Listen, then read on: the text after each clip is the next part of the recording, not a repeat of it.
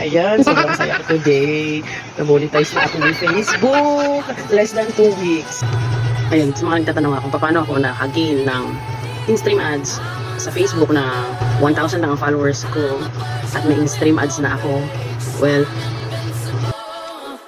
yun nga.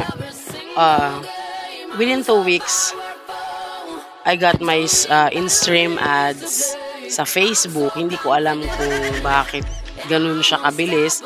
Pero nakita ko nga siya na natatagal na. Kasi nung nakaraan, nakita ko na talaga yun eh. Bali wala pang 1,000 yung followers ko. Nakita ko na siya na meron na doon pero hindi ko alam kung bakit hindi ko siya matagal on or off. Ganun. Pag ino-on ko siya, pag close ko yung window, intimano, magko-close din siya. So, pag in-open ko ulit, mag-open pero parang hindi nga gumagana. Pero ngayon, kahit i-close ko siya or i-close ko yung window, pagkatapos ko siyang i-toggle on, gumagana siya.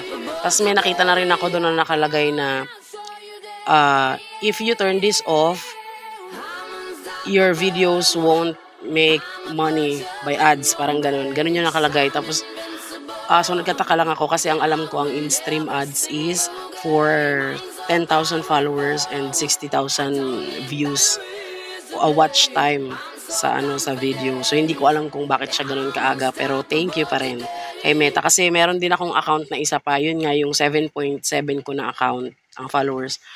Wala pa yun kahit stars lang din yung pwede sa kanya. Tapos, ang nangyari is hindi ko na siya ma-open. Sarado na siya. Hindi ko alam kung bakit. Pero ito, 1,000 pa lang. Gumagana na siya agad. So, I'm so excited. Yun lang, share ko lang.